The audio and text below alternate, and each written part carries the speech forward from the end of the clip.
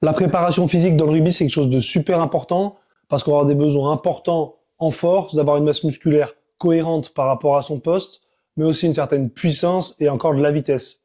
En plus de ça, il y a toute la partie prévention des blessures, donc où il va falloir s'attarder sur les cervicales, les épaules ou encore la ceinture abdominale. Donc pour certains, ça peut vite paraître complexe. En tout cas, à la fin de cette vidéo, tu en sauras plus sur comment construire des séances cohérentes les unes avec les autres, mais aussi comment tu peux agencer tes semaines en prenant à la fois en compte tes entraînements avec le club et la préparation physique que tu fais à côté. Déjà, avant de parler d'organisation à la semaine, c'est important d'avoir un programme d'entraînement qui est bien conçu. Parce que je vois trop de joueurs qui prennent des séances sur Internet, par-ci ou par-là, sans réelle structure les unes avec les autres, et qui pensent progresser juste comme ça. En fait, c'est complètement impossible parce qu'ils oublient différents paramètres. La première raison, c'est que le corps s'adapte à une répétition d'un même stress. Et si tu changes toutes les semaines de programme d'entraînement et de séances, alors ton corps, il va pas pouvoir s'adapter comme il faut. C'est pour ça qu'il faut que tu gardes des séances relativement similaires sur une période donnée pour appliquer le même stress à ton corps. La deuxième raison, c'est qu'en faisant des séances à la volée, c'est impossible d'appliquer une surcharge progressive. Et la surcharge progressive, c'est un concept essentiel en préparation physique qui permet de progresser. C'est-à-dire que le corps a besoin de progressivement augmenter les contraintes pour continuer à progresser. Donc si tu gardes la même séance sur plusieurs semaines, tu vas pouvoir augmenter les charges petit à petit et donc augmenter ses contraintes, ce qui va te garantir une progression. Mais par contre, si tu changes de séance toutes les semaines, alors tu vas pas pouvoir appliquer cette surcharge progressive et donc ta progression sera plus difficile. La troisième raison, c'est que tu as besoin d'avoir une cohérence entre tes séances. Parce que souvent, ce qu'on veut, c'est pouvoir travailler l'ensemble des qualités essentielles au rugbyman dans la semaine, donc que ça soit la puissance, la force ou encore tout ce qui est en lien avec la masse musculaire. Mais ça, tu vas pas pouvoir le travailler à chacune des séances. Donc par séance, tu vas pouvoir travailler davantage la force, sur une autre plus la puissance. Mais si tu n'as pas de cohérence entre tes séances, alors tu risques de te centrer que sur une seule qualité et d'en oublier d'autres. Et en plus de ça, tu vas vouloir garder une certaine cohérence en termes de contraintes à appliquer sur différents groupes musculaires. C'est-à-dire que si tu fais 2 séances bas du corps dans la semaine, tu vas peut-être vouloir travailler les adducteurs sur ta séance numéro 1 et travailler autre chose sur la séance numéro 2. Tu n'as pas forcément besoin, sur des petits groupes musculaires, de les faire 2 fois dans ta semaine. Donc si tu prends des séances à la volée, tu risques de mettre un gros focus, je ne sais pas, sur les adducteurs parce qu'ils sont sur les 2 séances, mais d'en oublier d'autres comme par exemple les fléchisseurs de hanches. Alors je pense que tu as compris l'importance d'avoir un programme d'entraînement qui est bien conçu et bien réfléchi. Et après, c'est aussi à ce moment-là qu'on va prendre différents facteurs en compte. Donc que ce soit le contexte, la période dans laquelle on est dans l'année, le poste, et on va pouvoir choisir des qualités sur lesquelles on va se centrer davantage à une période qu'à une autre. Et c'est là toute l'importance de bien savoir programmer. Alors maintenant que tu as pu comprendre tout ça, on va se demander comment on va lancer ces séances à l'intérieur de sa semaine d'entraînement. Donc comme tu t'en doutes, ça va beaucoup dépendre de comment toi tu peux t'entraîner, mais je vais déjà te donner les grands principes à respecter et ensuite on verra les différentes structures qu'on retrouve souvent en club et comment tu peux t'organiser autour de ça. Alors on va partir du principe que tu peux faire 4 séances en plus de tes entraînements en club. Et si c'est pas le cas et que tu peux moins t'entraîner, donc je vais expliquer et tu vas comprendre au fur et à mesure comment tu peux t'adapter à ce que je vais dire. Alors, si tu peux faire 4 séances, souvent ce qu'on va retrouver, c'est une séance bas du corps où tu vas pouvoir travailler plutôt tout ce qui est force et hypertrophie, une séance haut du corps avec les mêmes objectifs, une séance mixte, donc ce qu'on peut aussi appeler une séance full body, on va travailler à la fois le haut et le bas où tu vas travailler la puissance, et enfin une séance sur le terrain où on va se centrer sur l'accélération et la vitesse. Donc si c'est le cas, ce qu'on va souvent chercher à faire, c'est à placer la séance la plus traumatisante. Et donc cette séance la plus traumatisante, c'est la séance bas du corps. Donc qui va engendrer une fatigue importante. C'est cette séance-là qu'on va placer en premier dans sa semaine. D'accord?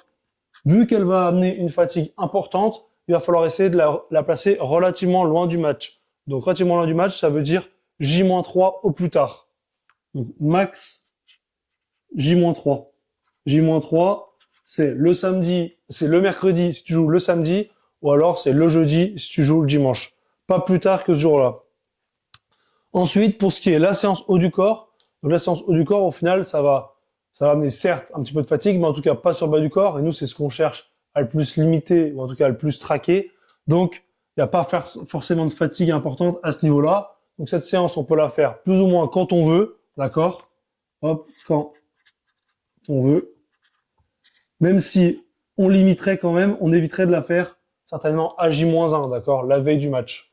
Après, on peut la faire une journée où on a entraînement, un jour où on n'a pas forcément entraînement en club, c'est pas un problème. La séance mixte, donc c'est une séance puissance. Ça, c'est une séance qui va pas forcément amener beaucoup de fatigue derrière, en tout cas beaucoup moins que la séance bas du corps. Par contre, il faut essayer de la faire un jour où on est relativement frais, parce que ça va demander de mettre beaucoup de vitesse. Et cette séance-là, on peut la faire souvent plutôt en fin de semaine, à J-1 ou à ou à J-2, pardon. Donc c'est J-1 ou J-2. Évidemment, si on l'a fait à J-1, il va falloir limiter un peu le volume par rapport à si on l'a fait 2 jours avant le match. Et enfin, alors là, pas forcément d'infos. Et enfin, pour la séance sur le terrain, là, c'est une séance donc on va faire de l'accélération, de la vitesse. On peut aussi rajouter de la plio, des changements de direction.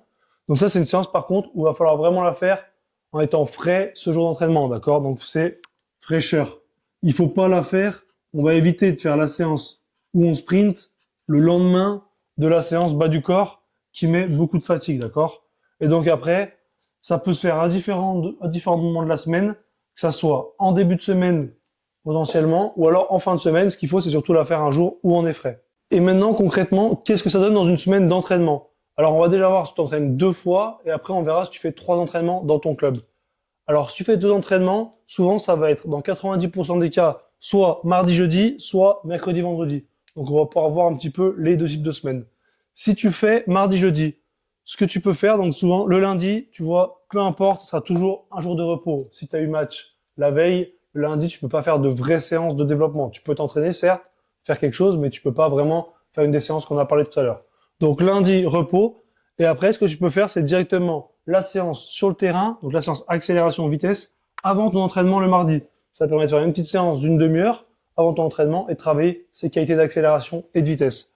Le lendemain, tu peux faire la séance bas du corps, donc qui reste relativement loin du match, tu vois. J-1, 2, 3, 4. À J-4.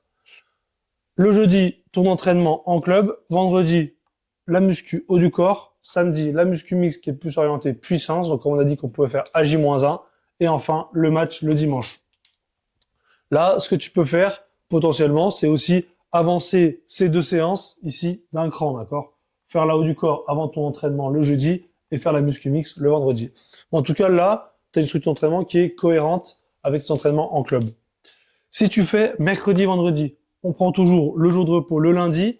On peut faire la muscu bas du corps dès le début de semaine, le mardi, au moins c'est fait, c'est relativement moins loin du match.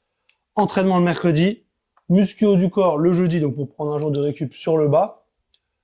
Et après, on fait un petit peu la même chose que ce qu'on avait fait là, c'est terrain plus entraînement le vendredi, muscu mix le samedi et match le dimanche.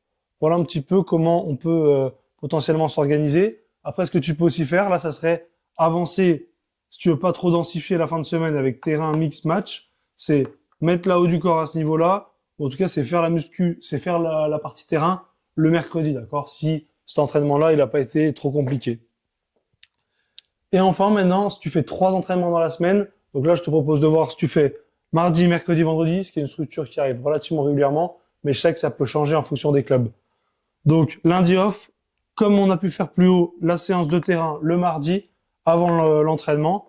Ensuite, la bas du corps le mercredi, entraînement suivant. Jeudi, haut du corps pour prendre vraiment un jour off sur le bas après ce gros bloc là d'entraînement de mardi-mercredi, pardon.